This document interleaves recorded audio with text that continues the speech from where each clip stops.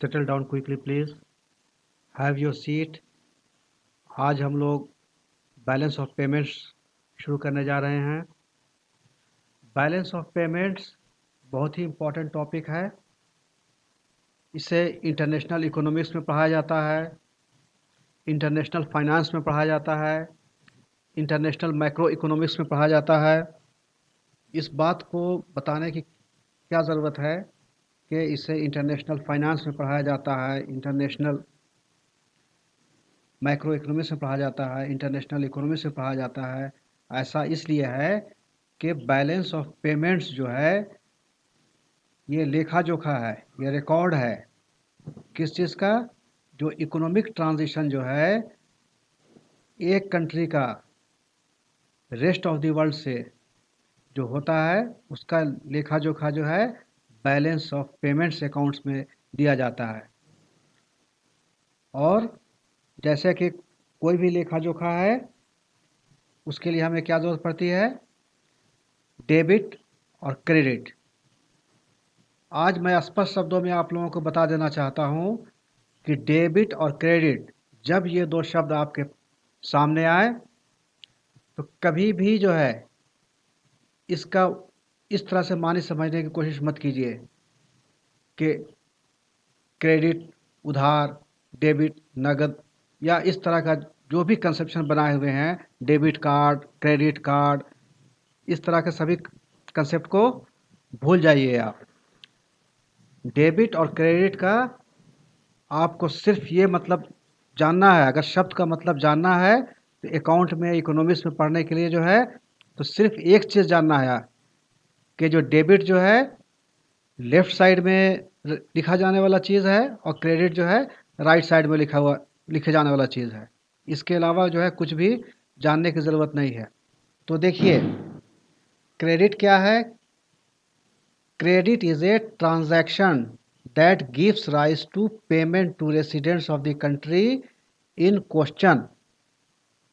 सीधे शब्दों में समझिए कि अगर पैसा रिसीट हो रहा है, आपके पास पैसा आ रहा है किसी कंट्री के पास, अपने कंट्री के पास, सपोज कीजिए कि भारत के पास किसी दूसरे कंट्री से अगर पैसा आया तो ये क्रेडिट में जाएगा, और अगर भारत से दूसरे देश में पैसा गया तो वह डेबिट में आएगा। बस यही याद रखिए, सारे ट्रांजैक्शन जो भी भरने होंगे डेबिट और क्रेडिट का, सीधा साधा हिसाब ये है। कोई भी व्यापार कर रहे हैं, व्यापार करने के क्रम में अगर पैसा जो है अपने देश के हाथ में आया तो वो क्रेडिट हो गया, और अगर अपने देश से बाहर चला गया तो वो डेबिट में लिखा जाएगा। ठीक है, बिल्कुल ये क्लियर रखिए। डेबिट और क्रेडिट का जो शाब्दिक अर्थ जो लेके चलना है उसे भूल जाइए, उसकी ज़रूरत नहीं है। डेबिट को डीआर से और क्रेडिट को सीआर से रिप्रेजेंट करते हैं। क्रेडिट जो हुआ, जो रिसीट आएगा वो क्रेडिट के साइड में एंट्री होगी, और जो पेमेंट जाएगा वो डेबिट में एंट्री होगा। ये चीज़ बिल्कुल क्लियर कर लीजिए, इसमें कोई भी संशय, कोई भी डाउट नहीं होना चाहिए। क्लियर? अब आगे बढ़ते हैं। ये बैलेंस ऑफ पेमेंट्स चैप्टर जो है क्लास 12 के एनसीईआरटी में जो है बहुत अच्छे ढंग से लिखा गया है। जो रेफरेंस देखेंगे आप इस चैप्टर में, उसमें देखेंगे पॉल क्रुगमन का नाम दिया गया है। पॉल क्रुगमन को 2008 में नोबेल प्राइज़ मिला था इकोनॉमिक्स के लिए। जो है इनकी किताब international economics theory and policy बहुत अच्छी किताब है। और दूसरी किताब जिसका इसमें नाम नहीं दिया हुआ है लेकिन उसका पोर्शन लिया गया है, डोमिनिक सल्वाटोर इंटरनेशनल इकोनॉमिक्स नाम से किताब है। इन दोनों किताब का बहुत अच्छे ढंग से एनसीईआरटी में यूज़ करके लिखा हुआ है, इसलिए आप पूरे मटेरियल पे जो है एनसीईआरटी के मटेरियल पे फोकस कर सकते हैं। बहुत अच्छे ढंग से चीज़ को दिया गया है। क्लास 12 का सिलेबस क्या है बैलेंस ऑफ पेमेंट्स में? Balance of payments account, meaning and components. Syllabus बहुत क्लियर है कि बैलेंस ऑफ पेमेंट्स अकाउंट का मीनिंग क्या है और इसके कंपोनेंट्स क्या है। मीनिंग तो हम लोगों ने देख लिया, क्या है बैलेंस ऑफ पेमेंट्स अकाउंट? क्या है? रिकॉर्ड है। किस चीज़ का? इकोनॉमिक ट्रांजैक्शन का रिकॉर्ड है, सिंपली जो है। और कुछ चीज़ जानने की ज़रूरत नहीं है। बैलेंस ऑफ पेमेंट्स अकाउंट जो है रिकॉर्ड है इकोनॉमिक ट्रांजैक्शन का between the resident of one country and the rest of the world. हमारे कंट्री भारत और दुनिया के अन्य देशों के बीच में जो इकोनॉमिक ट्रांजैक्शन होगा उसका रिकॉर्ड जो है बैलेंस ऑफ पेमेंट्स अकाउंट है। ख़त्म बात, मीनिंग क्लियर। अब कंपोनेंट्स क्या है वो देखेंगे हम लोग। बैलेंस ऑफ पेमेंट्स अकाउंट के कंपोनेंट्स जो है सारे लोग जानते हैं आप लोग, करंट अकाउंट और कैपिटल अकाउंट। कोई भी अखबार उठाएंगे, कोई भी न्यूज़पेपर उठाएंगे, किसी भी गवर्नमेंट का चिंता को देखेंगे आप तो करंट अकाउंट को लेकर के है, कैपिटल अकाउंट को लेकर के है। बस यही तो जो है जानना है, करंट अकाउंट और कैपिटल अकाउंट। अब बैलेंस ऑफ पेमेंट का मीनिंग को जो है और समझने की कोशिश कीजिए। A country's balance of payments accounts keep track of both its payments to and its receipts from foreigners.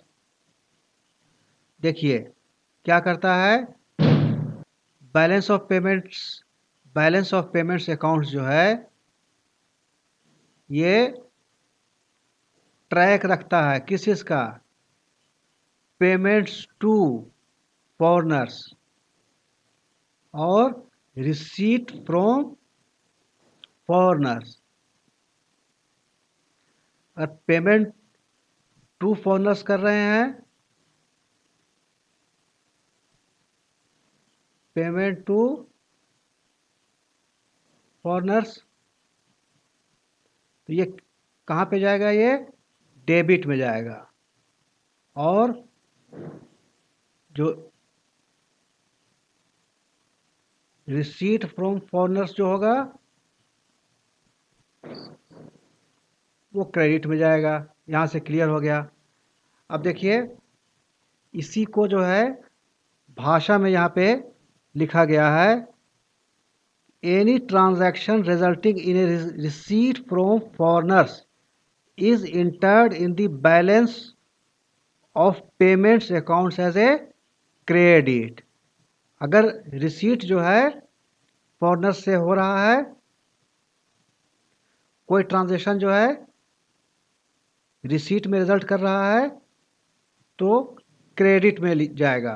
और any transaction resulting in a payment to foreigners is entered as a debit. अगर payment कर रहे हैं foreigner को तो वो किस में जाएगा?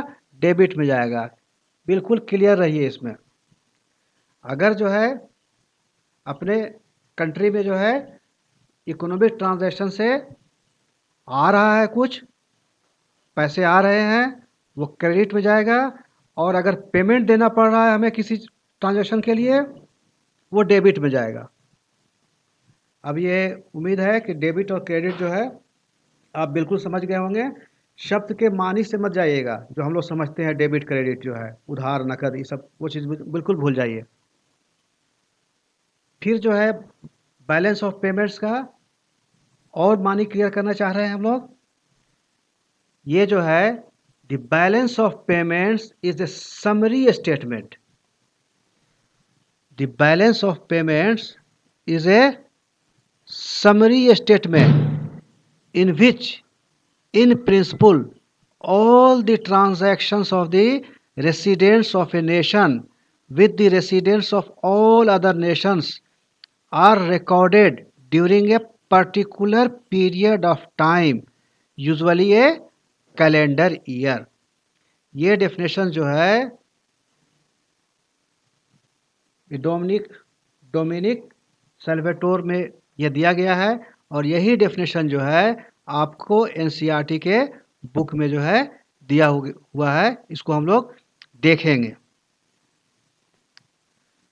ये अब एनसीईआरटी के बुक में आपको क्या लिखा हुआ है, देखिए डेफिनेशन जो है ये एनसीईआरटी में डेफिनेशन दिया गया है आपका, ये ठीक है, ये एनसीईआरटी में।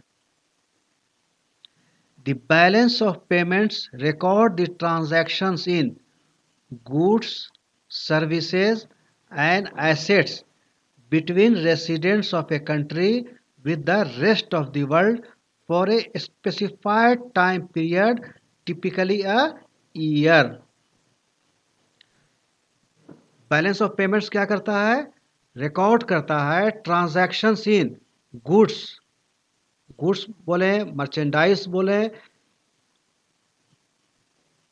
Services and assets between residents of a country, suppose कीजिए कि India, with the rest of the world for a specified time period. ये इंपॉर्टेंट है, स्पेसिफाइड टाइम पीरियड के लिए टिपिकली जो है अ ईयर।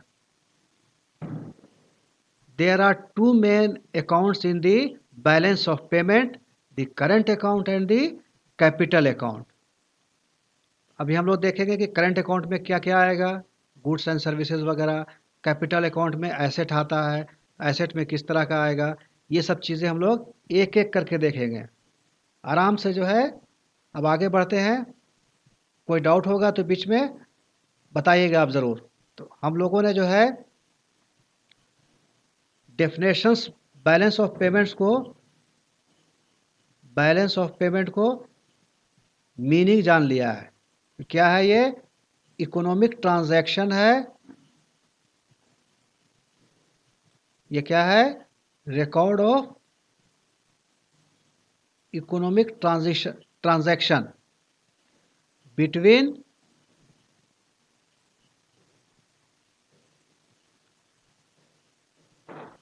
वन कंट्री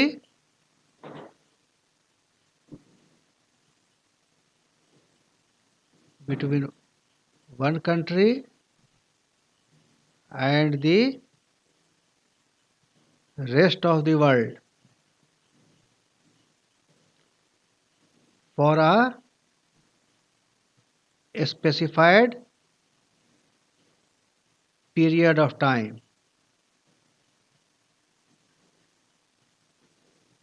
और ये इकोनॉमिक ट्रांजेक्शन किस चीज़ का हो सकता है, गुड्स का, सर्विसेज का, एसेट्स का। गुड्स जो है विजिबल में आता है, सर्विसेज जो है इनविजिबल में आएगा, और एसेट्स जो है जनरली फाइनेंशियल एसेट्स की बात करते हैं हम लोग, वो देखेंगे हम लोग। तो मीनिंग बिल्कुल क्लियर हो गया। अब हम लोग जो है बैलेंस ऑफ पेमेंट्स के कंपोनेंट्स पे फोकस करेंगे। कंपोनेंट्स जो है, दो कंपोनेंट्स है, करेंट अकाउंट और कैपिटल अकाउंट। आज हम लोग जो है करंट अकाउंट ही तक पढ़ेंगे।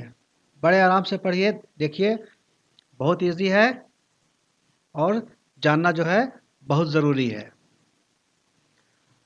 अब आ जाइए करंट अकाउंट पे। सबसे पहले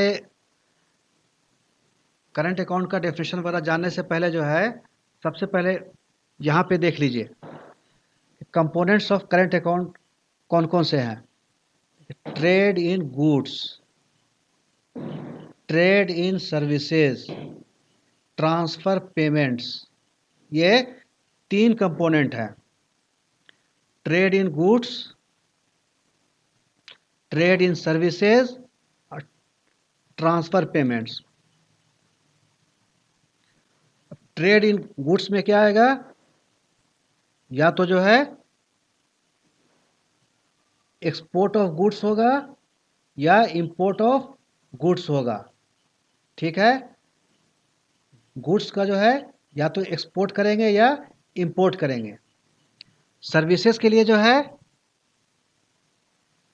दो पार्ट्स में है, फैक्टर इनकम ट्रांजैक्शन और non factor income transaction.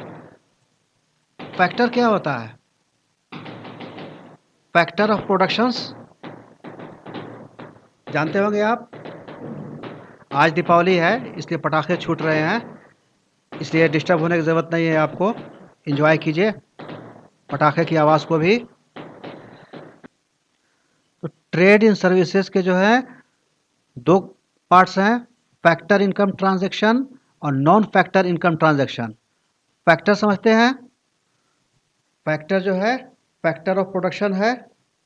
Factor of production क्या होता है, याद है कुछ?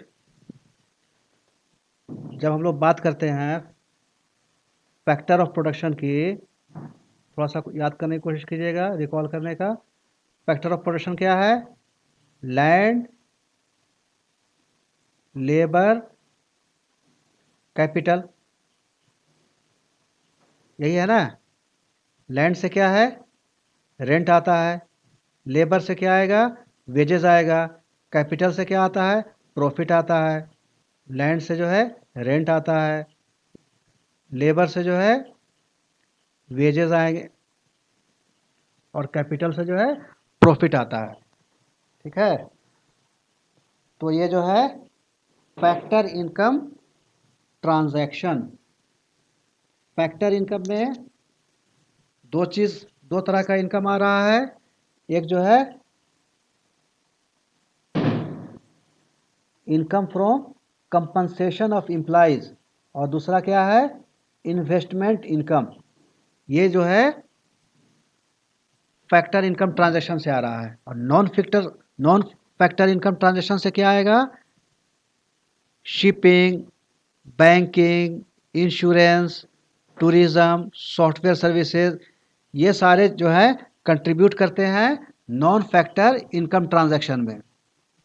और ट्रांसफ़र पेमेंट्स जो है करंट अकाउंट का तीसरा कंपोनेंट जो है ट्रांसफ़र पेमेंट, बहुत सिंपल है। इसमें क्या आता है? Gifts, रिमिटांसेस, grants. रिमिटांसेस क्या है? जो हमारे एनआरआई जो है बाहर में काम कर रहे हैं, वो जो अपने कंट्री में पैसा भेजते हैं वो रिमिटांसेस कहलाता है। ठीक है, तो हम लोगों ने देखा कि करंट अकाउंट के तीन कंपोनेंट हैं। क्या है? पहले trade in goods, trade in services और transfer payments. Trade in records में हम लोगों ने देखा एक्सपोर्ट ऑफ गुड्स होगा या इंपोर्ट ऑफ गुड्स होगा। ट्रेड इन सर्विसेज में फैक्टर इनकम ट्रांजैक्शन होगा या नॉन फैक्टर इनकम ट्रांजैक्शन होगा। फैक्टर इन ट्रांजैक्शन जो है ये फैक्टर ऑफ प्रोडक्शन से जो इनकम जनरेट होगा वो आएगा, जैसे कि income from compensation of employees या इन्वेस्टमेंट से इनकम। ठीक है ना, जैसे हम लोगों ने ऊपर देख लिया है कि फैक्टर ऑफ प्रोडक्शन हमारा लैंड, लेबर और कैपिटल है। लैंड से रेंट आता है, लेबर से वेजेस हैं और कैपिटल से जो है प्रॉफिट है। तो फैक्टर इनकम ट्रांजैक्शन जो है इससे हमें income from compensation of employees से हुआ, लेबर का हुआ, और इन्वेस्टमेंट इनकम जो है कैपिटल को शो कर रहा है। और non factor income production, non factor income transaction जो है जो फैक्टर ऑफ प्रोडक्शन नहीं लग रहा है जिसमें, जैसे कि शिपिंग है, बैंकिंग है, इंश्योरेंस है, टूरिज्म है, सॉफ्टवेयर सर्विसेज है, ये सारे जो हैं नॉन फैक्टर इनकम ट्रांजैक्शन से आए। और ट्रांसफ़र पेमेंट्स में क्या है? गिफ्ट्स है, रिमिटांसेस है और ग्रांट्स है। तो अब हम लोग जो है इस बात से काफ़ी हद तक जान लिया है इसको कि करंट अकाउंट के कंपोनेंट्स क्या क्या हैं। अब जो है अब जो इसका थ्योरी पढ़ेंगे हम लोग तो ज़्यादा क्लियर होगा। क्या है? Current account is the record of trade in goods and services and transfer payments. अभी हम लोगों ने कंपोनेंट देखा था, क्या क्या देखा था? गुड्स देखा था, सर्विसेज देखा था और ट्रांसफर पेमेंट्स देखा था। उसी का जो है तो current account is the record of trade in goods and services and transfer payments. हम लोगों ने यह भी देखा था कि trade in goods includes exports and imports of goods. ठीक है, clear? Trade in services include factor income and non factor income transactions. Factor income transaction में हम लोगों ने क्या देखा था? इसे हम लोगों ने फैक्टर ऑफ प्रोडक्शन से समझने की कोशिश की थी। इसमें लैंड, लेबर और कैपिटल आता है। यहाँ लेबर में जो है कंपनसेशन, एम्प्लॉयमेंट कंपनसेशन जो है वो फैक्टर इनकम में आया, और इन्वेस्टमेंट इनकम जो है वो भी फैक्टर इनकम में आया। और नॉन फैक्टर इनकम ट्रांजेक्शन्स में क्या क्या आया?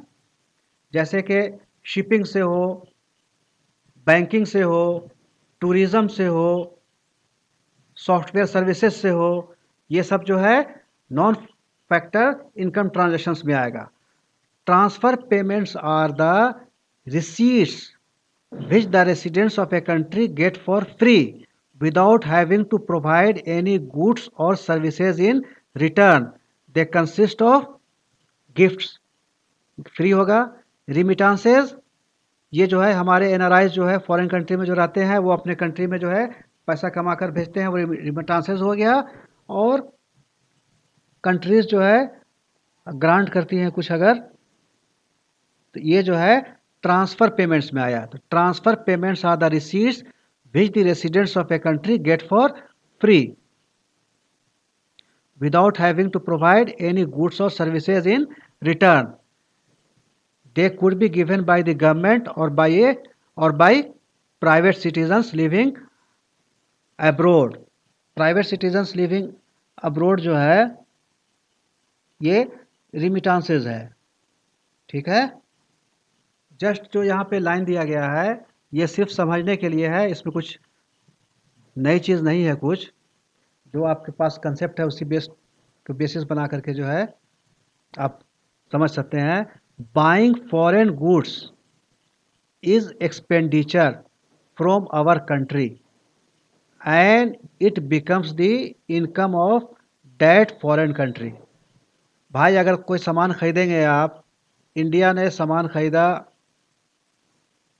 यूएसए से, तो क्या करना पड़ेगा? पेमेंट करना पड़ेगा। ये एक्सपेंडिचर हो गया, ये इंडिया के लिए एक्सपेंडिचर हो गया, और यूएसए के लिए क्या हो गया? ये इनकम हो गया। ठीक है, कोई दिक्कत नहीं। Hence the purchase of foreign goods और imports decreases the domestic demand for goods and services in our country. इसी तरह से सेलिंग ऑफ फॉरेन गुड्स और exports brings income to our country and adds to the aggregate domestic demand for goods and services in our country. Clear है ये? अब देखिए इसी को साफ साफ जो है रिवाइज कर रहा हूं। करंट अकाउंट के 3 कंपोनेंट हैं, trade in goods, trade in services और ट्रांसफर पेमेंट्स। ठीक है, ट्रेड इन गुड्स में देखिए अब एक्सपोर्ट ऑफ गुड्स होगा और इंपोर्ट ऑफ गुड्स होगा। ट्रेड इन सर्विसेज में क्या होगा? फैक्टर इनकम ट्रांजैक्शन होगा और नॉन फैक्टर इनकम ट्रांजैक्शन होगा। फैक्टर इनकम ट्रांजैक्शन के अंदर क्या आया? Income from compensation of employees और इन्वेस्टमेंट इनकम। और नॉन फैक्टर इनकम ट्रांजैक्शन में क्या आएगा? Shipping, banking, insurance, tourism, software services, ये सब आएंगे। ट्रांसफ़र पेमेंट्स में क्या हुआ? गिफ्ट्स, रेमिटांसेस और ग्रांट्स। अब जो है एक बार थोड़ा सा जो है, अब हम लोग ये current account balance of India देख लेते हैं। ठीक है, 2004-5 का दिया गया है। इससे समझने में और याद करने में आसानी हो जाएगी। क्या क्या आइटम है इसमें देखिए। मर्चेंडाइज है, गुड्स। ठीक है, ये विजिबल्स, इतना क्रेडिट और इतना डेबिट हुआ 2004-5 में, रुपीस करोड़ में है ये। हमें आइटम से ज़्यादा मतलब है। उसके बाद आ जाइए इनविजिबल्स में, सर्विसेज जो हुए। सबसे पहले सर्विस में दिखा रहा है ये ट्रैवल, ट्रांसपोर्टेशन, इंश्योरेंस, मिसलेनियस। ये चीज़ जो दिखाया आपको, ये ये क्या है? Non factor income transaction. ठीक है, देख रहे हैं, बिल्कुल साफ साफ है। यहाँ पे गुड्स हो गया, उसके बाद सर्विसेज का आ गया। सर्विसेज में पहले दिखाया इन्होंने नॉन फूड इनकम ट्रांजैक्शन का, travel, transportation, insurance, NEC, miscellaneous और विच सॉफ्टवेयर सर्विसेज दिखाया यहाँ पे। ठीक है, अब देखिए यहाँ पे ट्रांसफर्स दिखाया गया है। ठीक है, ट्रांसफ़र पेमेंट में जो है ये ऑफिशियल है और ये प्राइवेट है। प्राइवेट का मतलब क्या हो गया? यहाँ पे रेमिटांसेस वगैरह हो गए, और ऑफिशियल में क्या आएंगे? ग्रांट्स आएंगे। ठीक है, तो ये ट्रांसफ़र का हो गया। और ये जो यहाँ पे इनकम दिखाया गया है, ये जो इनकम है ये क्या है?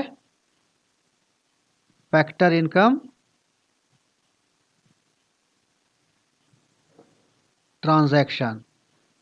इसमें क्या क्या दिखा गया? इन्वेस्टमेंट इनकम से आ गया है, और कंपनसेशन ऑफ एम्प्लॉइज़ जो है दिया गया है।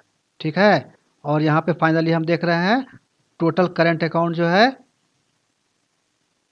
ये शो कर दिया गया है। तो हम लोगों ने एक लाइव एग्जाम्पल को देखा, current account balance of India 2004-5 का। उसमें साफ है कि करंट अकाउंट बैलेंस का जो है कंपोनेंट क्या क्या?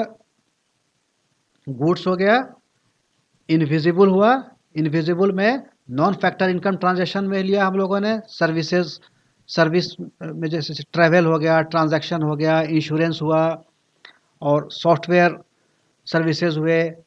फिर जो है हम लोगों ने ट्रांसफ़र पेमेंट्स में देखा, यहाँ पे ऑफिशियल और प्राइवेट के नाम से दिया गया है। प्राइवेट में रेमिटांस वगैरह आ गया, और ऑफिशियल में ग्रांट्स वगैरह आ गया।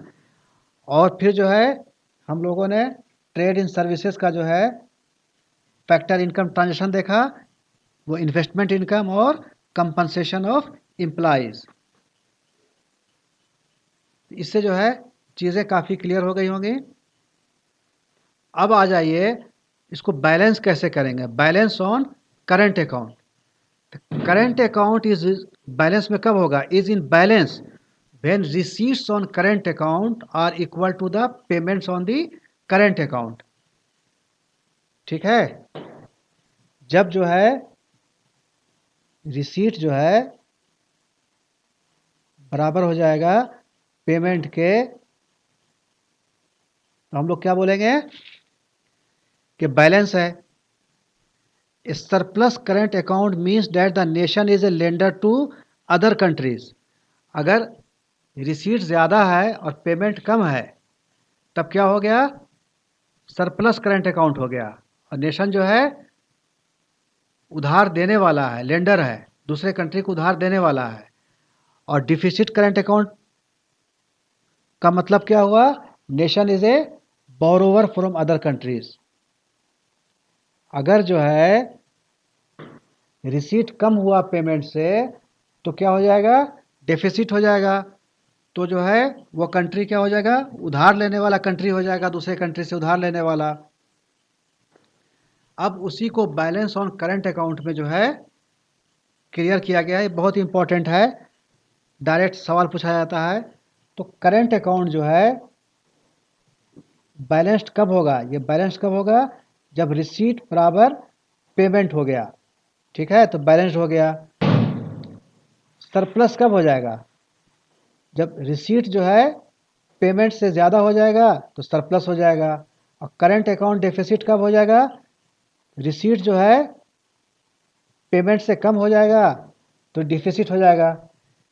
ये बिल्कुल वैसे ही क्लियर है जैसे आप अपनी ज़िंदगी में देख सकते हैं कि जो है जितना आपका आमदनी है और जितना खर्च है, एक आदमी के हिसाब से भी देखिए। अगर किसी आदमी का आमदनी और खर्च जितना उसका अर्न कर रहा है और जितना एक्सपेंड कर रहा है, खर्च कर रहा है, अगर दोनों बराबर है तो जो है बैलेंस्ड है वो।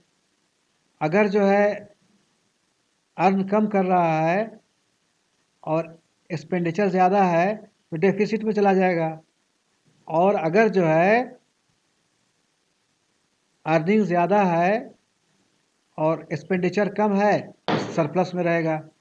यही चीज़ जो है नेशंस के बीच में है। अगर एक कंट्री का रेस्ट ऑफ द वर्ल्ड से जो है रिसीट ज़्यादा है पेमेंट के रिस्पेक्ट में, रिसीट ज़्यादा है पेमेंट के रिस्पेक्ट में, तो सरप्लस हो गया। अगर रिसीट कम है पेमेंट के रिस्पेक्ट में तो डेफिसिट हो गया। और रिसीट बराबर है पेमेंट के तो क्या होगा? बैलेंस्ड हो गया। तो बिल्कुल क्लियर है बैलेंस और करेंट अकाउंट, कोई डाउट नहीं। ठीक है, आगे बढ़ते हैं। Balance of current account, balance of trade. यहाँ पे जो है बैलेंस ऑफ ट्रेड जो है, balance on current account has two components. अब इसको और क्लियर कर रहा है। बैलेंस ऑफ ट्रेड और ट्रेड बैलेंस और बैलेंस ऑन इनविजिबल्स। यहाँ पे दो टर्म ला रहा है। ट्रेड हो गया गुड्स से रिलेटेड हो गया, और इनविजिबल जो है सर्विसेज से रिलेटेड हो गया। तो ये टर्म यूज़ कर रहे हैं हम लोग, balance of trade. Balance of trade is the difference between the value of exports and value of imports of goods of a country in A given period of time. Trade in goods अभी हम लोगों ने देखा। Trade in goods में क्या था? Export of goods और import of goods. Balance of trade क्या है? Difference between the value of exports and value of imports of goods of a country in A given period of time. किसी खास समय में, एक साल के ड्यूरेशन में या कोई भी ड्यूरेशन में जो है एक्सपोर्ट और इंपोर्ट का जो है जो डिफरेंस है वही जो है बैलेंस ऑफ ट्रेड हो गया। Export of goods is entered as a credit item in balance of trade. बताइए क्यों? हमें देखना क्या है? कुछ भी काम कर रहे हैं उससे पैसा आ रहा है कि जा रहा है, बस। रिसीट है कि पेमेंट है। अगर एक्सपोर्ट कर रहे हैं, इंडिया अगर एक्सपोर्ट कर रहा है यूएसए को या चाइना को या जापान को या किसी और कंट्री को, जब एक्सपोर्ट कर रहा है तो क्या होगा? वहाँ से पैसा आएगा, रिसीट होगा। रिसीट क्या है? रिसीट को क्रेडिट साइड में एंट्री करेंगे तो क्रेडिट आइटम होगा। तो एक्सपोर्ट ऑफ गुड्स जो है क्या होगा? क्रेडिट आइटम होगा। ठीक है, कोई क्रेडिट साइड में एंट्री हो गया, इसका रिसीट आ गया, पैसा आ गया अपने पास में, तो जो है export of goods is entered as a credit item in balance of trade, whereas import of goods is entered as a debit item in balance of trade.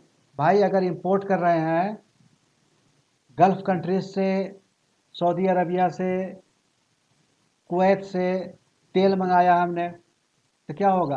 Payment देना पड़ेगा उन लोगों को ना। गल्फ कंट्रीज के को payment देना पड़ेगा ऑयल के लिए। तो क्या हुआ? पेमेंट देना पड़ा तो डेबिट में एंट्री होगा। क्लियर? अगर रिसीट आ रहा है तो क्रेडिट में एंट्री होगा, और अगर पेमेंट जा रहा है तो डेबिट में एंट्री होगा।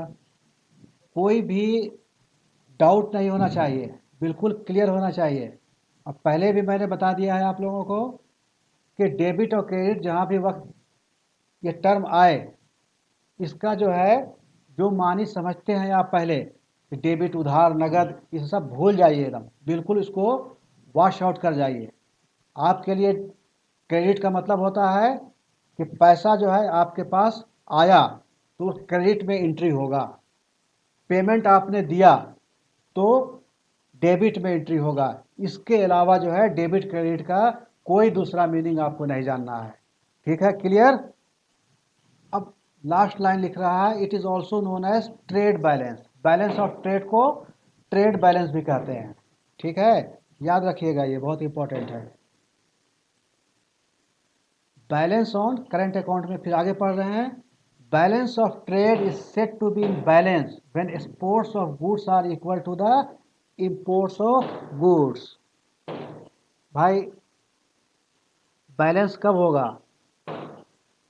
एक्सपोर्ट बराबर इंपोर्ट, बैलेंस हो गया। सरप्लस बैलेंस ऑफ ट्रेड और trade surplus will arise if country exports more goods than what it imports. अगर एक्सपोर्ट्स ज़्यादा होगा इंपोर्ट से तो क्या होगा? सरप्लस हो जाएगा। ठीक है, whereas deficit balance of trade और trade deficit will arise if a country imports more goods than what it exports. अगर एक्सपोर्ट जो है कम हो जाएगा इंपोर्ट से तो क्या हो जाएगा? डेफिसिट हो जाएगा, ट्रेड डेफिसिट हो जाएगा। भाई एकदम क्लियर रखिए, कुछ नहीं, ये सब टर्म जो है ना। अब आ जाइए इनविजिबल्स के बारे में। सर्विसेज जो है इनविजिबल्स है। Net invisibles is the difference between the value of exports and values of imports of invisibles of a country in A given period of time. Invisible export of value of exports and value of imports of invisibles of a country in A given period of time, दोनों का difference जो है, value of exports का, value of exports and value of imports of invisibles of a country, दोनों का जो difference है net invisible है। ठीक है, इनविजिबल्स इंक्लूड्स, हम लोगों ने देखा था, services, transfers and flows of income that takes place between different countries. Service trade includes both factor and non-factor income. Factor income क्या हुआ? जो फैक्टर ऑफ प्रोडक्शन से, जो फैक्टर ऑफ प्रोडक्शन से जो इनकम जनरेट होगा उसको फैक्टर इनकम बोलेंगे, और जो नॉन फैक्टर होगा उसको, नॉन फैक्टर ऑफ प्रोडक्शन से जो इनकम होगा वो नॉन फैक्टर इनकम होगा। तो फैक्टर ऑफ प्रोडक्शन मतलब लैंड, लेबर और कैपिटल, इन चीज़ों से जो इनकम जनरेट होगा। कहने का मतलब, अगर जो ये लेबर है तो इम्प्लाई कंपनसेशन मिलेगा, और अगर कैपिटल है तो इन्वेस्टमेंट इनकम आएगा। और नॉन फैक्टर इनकम तो हम लोगों ने देख ही लिया है। नॉन फैक्टर इनकम में क्या क्या आ रहा था आपका? Shipping, banking, insurance, hospitality, software services, ये सारे जो है नॉन फैक्टर इनकम है। Factor income includes net international earnings on factors of, यहाँ पे साफ साफ लिख रहा है, factor income includes net international earnings on factors of production like labor, land and capital। ये फैक्टर ऑफ प्रोडक्शन है। और याद रखिए आप, लेबर है, इस क्या इनकम क्या होगा? इस वेजेस हो जाएगा। लैंड है आपका तो इससे रेंट आएगा।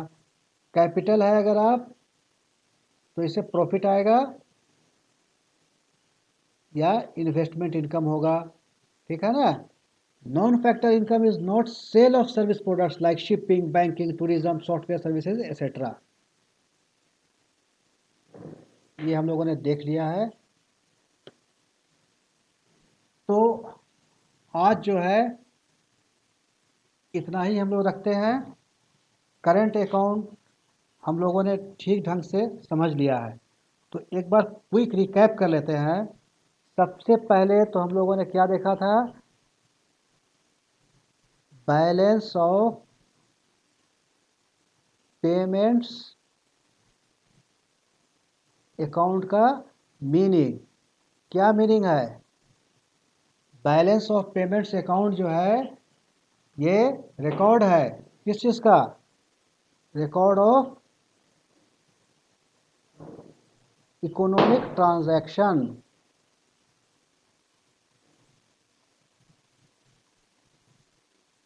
और क्लियर कीजिए, इकोनॉमिक ट्रांजैक्शन किस चीज़ का? Of goods, services and assets for a specified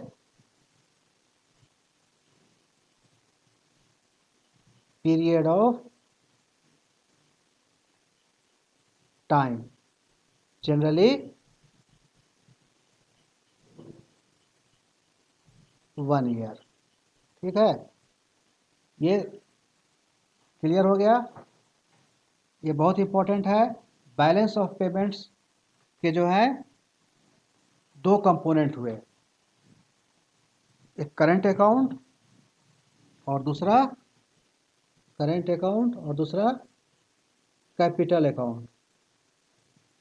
ये हम लोगों ने देखा। करंट अकाउंट में हम लोगों ने देखा कि इसके 3 कंपोनेंट हैं। Trade in goods,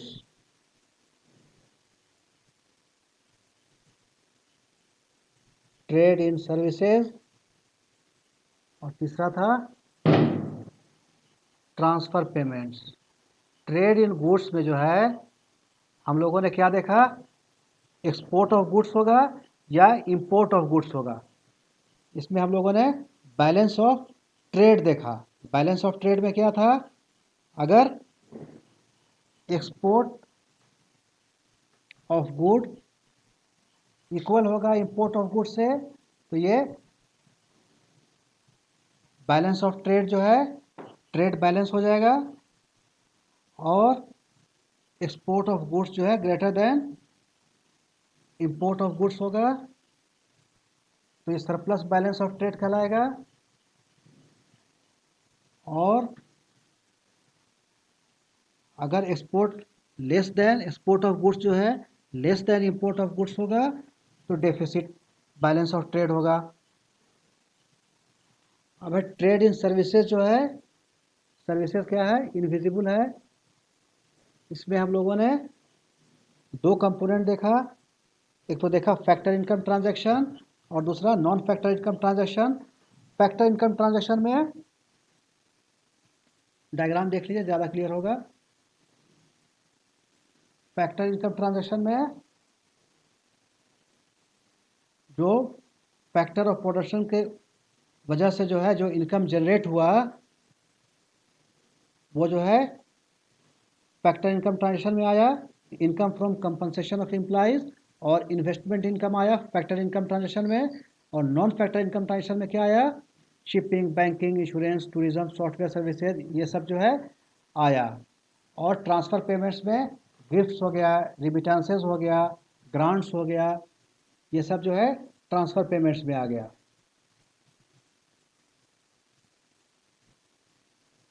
balance of current account जो है हम लोगों ने देख लिया। अगर रिसीट जो है ग्रेटर देन पेमेंट है तो करंट अकाउंट सरप्लस है। अगर रिसीट जो है पेमेंट के बराबर है तो ये बैलेंस्ड करंट अकाउंट है। और अगर रिसीट लेस देन पेमेंट है तो करंट अकाउंट डेफिसिट है। बैलेंस ऑन ट्रेड हम लोगों ने देख लिया ये सब।